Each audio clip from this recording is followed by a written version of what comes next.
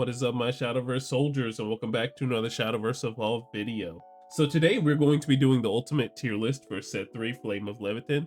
I'm so excited to do this with you guys. So with the release of set 3 there came out a lot of cards, Alice being, the prime example of why so many Fable decks are doing well. And then, we had some other decks that are in different crafts that are like servicing, but not many people know about because they either played at locals or, we haven't had a clear-cut competitive scene because we had that amazing Worlds. And with the fact that there were so many restrictions that happened between, the JP UMA and then our English UMA, there's just a whole bunch of stuff going on that's a lot different now these days. So let's go ahead and get into it. So here's what was on the last tier list. It's very small in comparison to this one because it was like, a theme booster set or the collab set, if you want to call it, with the UMA stuff, and it really didn't buff anything up. We did get UMAs for every class, so it really just wasn't as big as it is for set 3. Alright, so before we get deep into this tier list, I want to go ahead and say that this is purely subjective. I definitely, feel like that I'm a pretty decent Shadowverse player, and I feel like I can see the power level of these decks. So I can definitely see what a tier 1 deck looks like when I see one. So, that's what we're doing on this list. The tier 1 decks are probably the most powerful decks. They have like a very good high scaling, when they do their thing, they don't really need to cater to what other decks do. They can do their thing and then, adapt to whatever they need to do on their turn with that, and then still do their game plan. And then tier 1.5, they're not as powerful as the tier 1 decks, so if you go up against a certain deck, you might have to change up your entire game plan or, think differently against that matchup. Tier 2 is probably, the lesser of that. It just really depends on who's piloting it. Like, hey, I know my matchups and every this. I have to shape every different matchup with my deck to how I cater it type of ordeal. And then we have tier 3 where it's starting to look like, hey, I need to bring this to locals. This isn't very good. Or, if I know my local scene and what they're going to be playing for like the Shadowverse Showdown, then I can bring it there. And then we have the bottom tier with bring this shit to locals because honestly, some decks don't need to see the face of the sun. Alright, so we're going to go ahead and start off with the elephant in the room. We're going to start off with Beauty and the Beast Forestcraft. So everybody has been talking about Forestcraft for some time now. They've been saying set 3 is the dawn of Forestcraft. When Beauty and Beast drops is when Forestcraft is just going to be all over the place. And that is true, but on the fact that UMA came out and then Forestcraft did very well, and I believe that's the reason because, Trial Initiation and Econodictness wasn't as strong as it was back in JP, which I believe that's what happened. But what we're going to list Beauty and Beast at is on tier 1 because this deck is very strong. It's a deck that really focuses on the Forte line, which is very good. And the fact that you can really shotgun them for some health between a follower that has aura. So there's no interaction when you play it. And then when you swing, there's no interaction to get rid of it. So it's going to have a huge amount of attack and defense. And then if they just leave it upright, I mean, like, what are you going to do with it? It's just, if you line it up perfectly, you're taking 2 powerful shots to the face. But moving on to Fable Haven, or Egg Haven, if anybody knows. This is one of the new decks that came out for Havencraft, and it's just very strong. And on the fact that, they blow up the entire field, and they're burning you in the face. So what I believe this deck to be, I believe this deck to be a tier 1. I believe this deck to be tier 1, because it just gets rid of boards. I mean, and it doesn't have, certain cards have the whole effect of, hey, I don't have to select to deal this much to the board. I just deal it, and then I start burning you in the face. And then, Tin Soldier comes out, and then he just burns you for the rest of your life for whatever you have. And I want to go ahead and state that I'm sorry for a potential long video, but I do want to break down every deck that I'm talking about and see what's going on with them. And moving on to the next deck, we have, Gen 1 Dragons. I'm going to keep this just in case, because, Forte is just a card that's just so strong. And when you play, the Ramp or Dragon Oracle and stuff like that, you can rock Forte. You can rock the Fafnir, which probably isn't that strong anymore because, you're starting to lose earlier in the game now. But, with Dragons, you're ramping, so you're going a little faster than the normal pace. So I believe that the old Dragons is moving down, and it is definitely tier 2 because, you can rock the other line, that being the Discard Dragons, or you can even rock the newer line, Jabberwock, and probably have more success. But moving on, we have Academics. So people do not look at traits sometimes, and I feel like I'm a very good looker at traits, at least for rune cards. And Felice is a new academic card, but she's the only academic card that came out, which I thought there was the 5-drop spell chain rune guy that Mills was academic, and that's not true. But, you know, so far we have Craig and Felice and, you know, Greya the Dragonborn as academic lines. And yes, we got some support. So, you know, I'm going to move this from bring this up to locals to tier 3. It's pretty alright. You can definitely get some pretty good spell chain in with it. But moving on from that, we have the Discard Dragons, and that deck won Worlds. So everyone has been saying that Discard Dragons isn't as strong as it used to be, and I definitely don't believe that. I know that, you know, these new decks are going a little faster, they're going to be burning you through interactive damage, but you gotta remember, you're still dragons at the end of the day, and this deck did win Worlds. Now, what is it going to turn into for what regards of, you know, competitiveness? Are people going to be switching over to more Beauty and the Beast or more of the Haven Craft Humpty Dumpty line? I'm not sure. But what I do know in this deck is that it's very powerful and it has lots of tools, and the fact that it still has the ramp line means that, you know, you're still going to be playing ahead. So I'm going to give Discard Dragon still its tier 1 position. Well, not in any order, of course, but these tiers are definitely not in any order. But I'm still thinking that Discard Dragons is still tier 1 because it has Forte, it has a heal mechanic, and has lots of heal, and then you can stick an Olivia in it and to give it more heal and just give it the sort of flexibility it needs. But, you know, when it comes to those late game turns and you don't have anything, you have that lowest hand size, that's definitely going to affect you. Alright, and we're going to be moving on to Jabberwock. So Jabberwock is definitely an interesting card, the fact that you're able to sacrifice something, and you can keep revealing the stock card of your deck until you get something that's a higher amount than that certain card, which is pretty nice. But the fact that, you know, you have to keep a certain card on board to really get that effect off is really interesting. So, you know, it's pretty weird, so it really has to work out. So we're going to go ahead and put Jabberwock into tier 3, because it's just very interesting. They have to keep a card on board, and if a card does not have like aura of some sort like that, then you're in a very interesting position. So you can really only get that off if your opponent's really like slow rolling, like they didn't get a really good hand. That's really where I can see Jabberwock popping off. And moving on, we have Heavenly Aegis Haven. So this is not the new Haven deck that came out. This is the old one. So the deck that topped in Worlds was pretty solid. Shout out to Ryan for, you know, getting top 4 with Haven. But it really does take a good Havencraft player to really do things. So we're going to go ahead and put, you know, OG Haven in tier 2. Because, like, every player cannot play Haven as well as the, you know, best Havencraft player. That is very true. You have to know your matchups, know what to remove, make sure you have whatever removal you need. Like, you know, let's say for instance, you know, I'm going against dragons, you know, do I have a Themis in my hand to get rid of everything? Do I Themis here? Like, it's just things like that that you have to know as a Havencraft player in certain situations. So we're going to go ahead and put that OG Haven in tier 2. Alright, and we have another elephant in the room, and that is the Hero Sword deck. So the Hero Sword deck is very strong. If it high rolls, it can really just rush you down, and you really felt like you did not play the game. Like, you get on turn 3 and you're taking a lot of damage if you don't have removal on your deck. So you're like, okay, well, this game's going fast. And, you know, if you're playing a craft that does not have any sort of, like, you know, spot removal or a board wipe because they can build a board so fast, you're in for some trouble.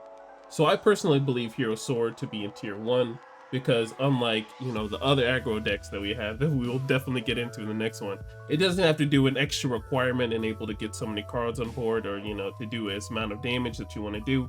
You just need to have your 3-drop spell card and make sure you see something on the top 4 and make sure it's a Swordcraft follower that costs 3 or less, which, you know, out of the 4 cards that you're going to be looking at, one of them's at least got to be one of them. So you get to play a card for free. Yeah, if it's a heroic card, then you get a +1/+1. If it's not, then, you know, you potentially played another card that can generate some more value. Alright, moving on to the next deck, we have Aggro Abyss. And I'm going to put Aggro Abyss at tier 1.5 because, yes, it is very fast and it can high roll as crazy as can get. But at the same time, you don't really draw that much in that deck. And, you know, your followers aren't as good as Hero Sword, where you're just, like, looking through your deck to play a card and they can get that buff and then you can potentially swing that same turn. Well, no, aggro does not play to those same rules. You know, you have to have a Storm follower and then, you know, they can swing that turn, or, you know, you play those off followers fast. But against, you know, these current decks, that being Fable Haven, you're going to definitely get washed because every time you play something, it's going to get removed. Or if you potentially build a board and you're like, all right, well, deal with this. Well, Fable Haven eats that up. But, you know, that's just one matchup. And then, you know, the Forcecraft, they're gonna have the Beauty and the Beast play, which you have like no response to because it has aura. And the fact that, you know, Ancient Elf is still in Forestcraft, so if they ward up that Ancient Elf when it has those 5 markers, then I'm praying for you, buddy. Alright, moving on to Chess. So Chess is a very interesting deck, but I'm gonna go ahead and put it in a tier 3 because it is Chess. So here's the thing about Chess. It's very good with, you know, any other decks, like, you know, if you're going against like Academics, or if you're going against, you know, potential maybe Abysscraft, you know, the aggro version, you might potentially have a chance to win.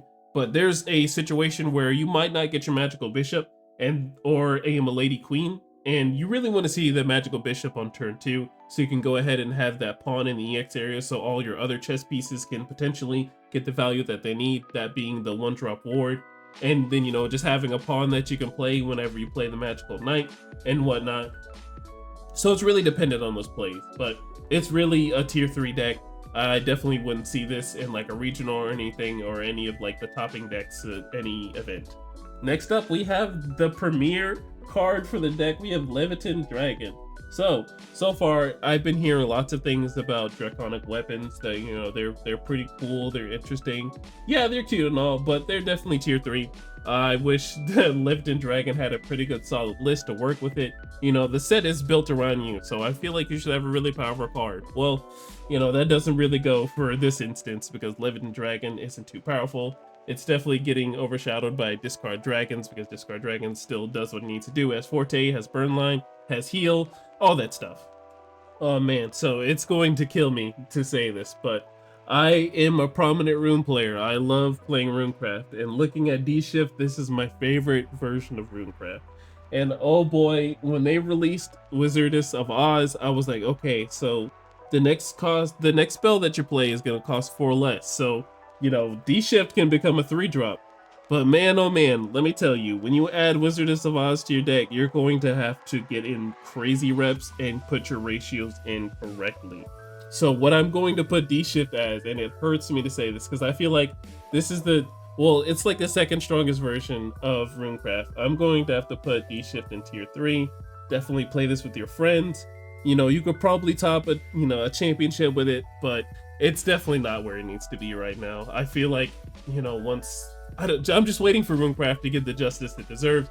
D-Shift is definitely one of those decks where, you know, if you get there and you mill correctly, then, you know, you deserve the game because your opponent definitely didn't see what they needed to. They let you get there, so you deserve the win. But it's definitely not something that has that consistency like the tier 1 decks does. And after that sad display of D-Shift, I want to go ahead and get into the control Abysscraft. So we did get Dark Alice. I was about to say Dark Angel Olivia, but Dark Angel Olivia isn't still in the deck. She's definitely a way to heal and get that recursion and get that discard. I still believe people are using Death's Breath and everything to cycle Olivia, but we do have Dark Alice to help with that. And then we have that new 2-drop follower that has Ward and Bane, so we can deal with their opponent's followers. And then when he dies, you know, you heal too. But the sad part is if you go up against Havencraft and they have, like, you know, the chance to remove it, then it feels really bad. So I'm gonna put this Control Abyss in tier 2. I want to put it in tier 1. It does have pretty good things, but it really does depend on the matchup for what you do and, you know, what cards you cater to. It really is up in the air because you have to build Abysscraft like, you know, Healy and all, like, destruction wise. It's definitely better than what it was in, you know, previous set. Nice Nature definitely put Abysscraft up there, and then Dark Alice, you know, also helps, but you really have to build it into a very weird way, and then you have to pilot different in every matchup. All right, so the next deck we have is the Storm Havencraft build. So I want to go ahead and apologize, guys. I do not have any data on this deck. I know in Shinto's website, he said something about it, and I knew that there probably might be a Havencraft Storm player out there that's potentially, you know, trying it out for what it is, since, you know, Uma got the nerf.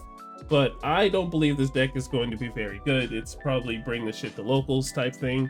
I don't think Haven has enough stuff or, you know, support to be really putting out Storm followers like that. I know we have beasts called Arya and Falcons are cool and all of that, but, you know, there's not that many Storm followers in Haven.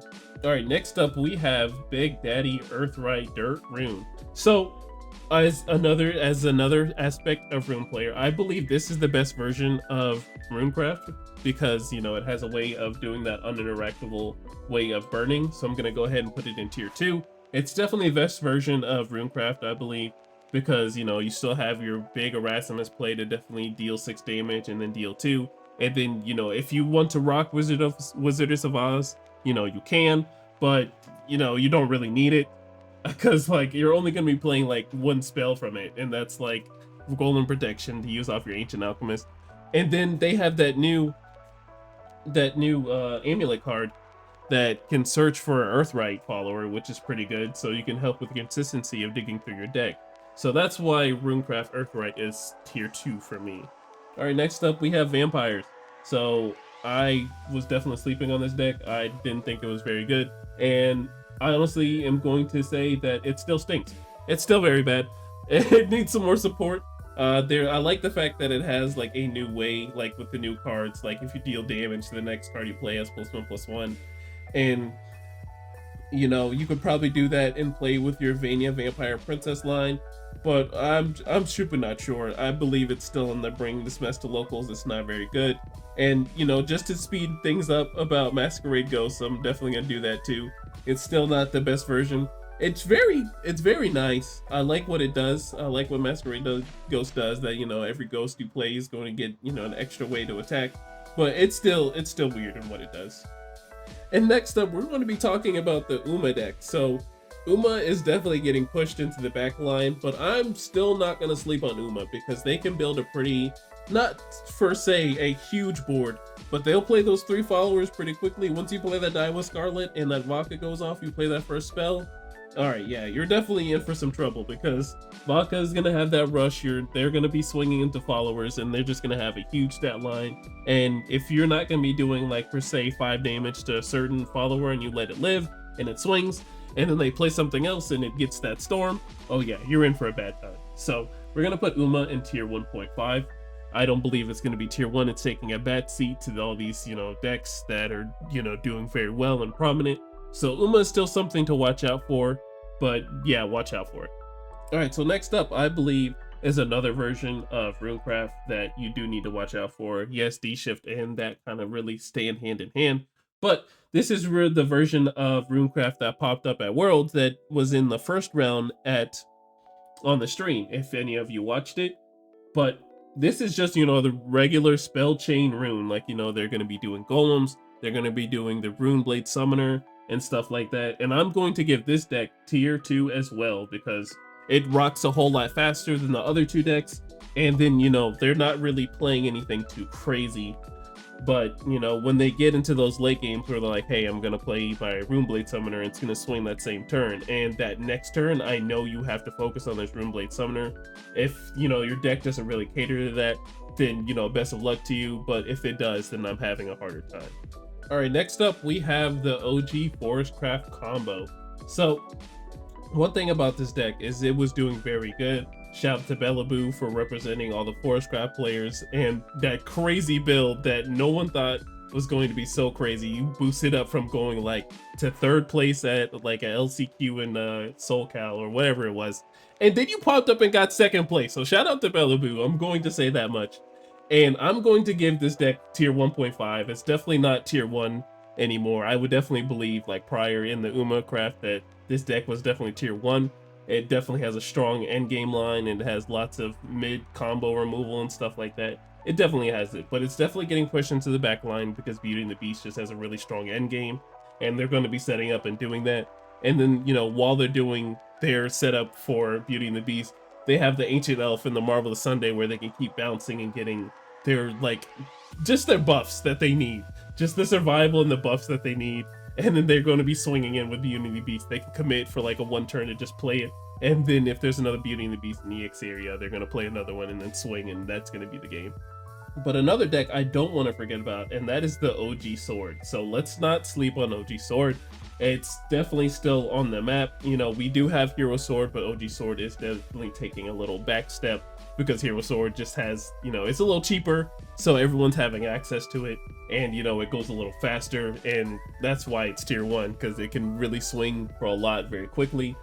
So I'm definitely going to put the OG Hero Sword into maybe tier 1.5. It definitely has a very good late game. You know, Narita Bryan is still a card, Leonidas Resolve is still a card, and you're not really depending on, you know, what's in your deck. You have that consistency still, but you know, you're still lacking in removal because it's Swordcraft. But you know, your late game is just still awesome. Alright, so with these last 3 decks, they're pretty memey. I see that, you know, the the Pixies got a new sort of card where, you know, whenever you swing your followers gain like a follower strike, deal a follower like 2 damage. That's cute and all that, but we're still in the bring this mess to locals. It's still not very interesting. If you like rock the Mana Elk and you have that full combo on the line, yeah, you're definitely going to pop off, but the percentage of that going off is just very low. And then looking at the Angels, the Fallen Angels, we only have like a couple Fallen Angels, and that's the ones that came out in set 3. And then we have Dark Angel Olivia, which is a potential Angel follower you can use. But there's still not enough support for it, so we're going to put that in the bring it to locals. And then we're looking at the Lana's Prayer build. And I will definitely say, since the beginning of my card game career, if they keep printing support for something, it's going to eventually be good. So Alana's Prayer isn't there yet. You know, there's still cards that are going to be healing. So when we finally get to the point where there's multiple cards that heal, then Alana's Prayer is definitely going to pop off. Well, alright guys, that is the end of the video. Thank you so much for watching. Look at this beautiful tier list. So in the next one, I'm looking forward to it. I believe it's going to be the set 4, and we'll probably do that the next Friday after the set release. I tried to do it this time, but I got busy with other stuff. You know, I had life going on. I'm sorry, guys. But I want you to know I love you, and thank you for supporting me. You don't know how much it means to me that you guys watch my content and keep going. You guys keep me going. So, you know, shout out. We're almost at 200 subscribers. We're in the low ball, but I'm in it for the long run. I love you guys. And make sure you're safe in whatever you do tonight, and safe whatever you do for the rest of the year. I will see you guys in the next one. Bye.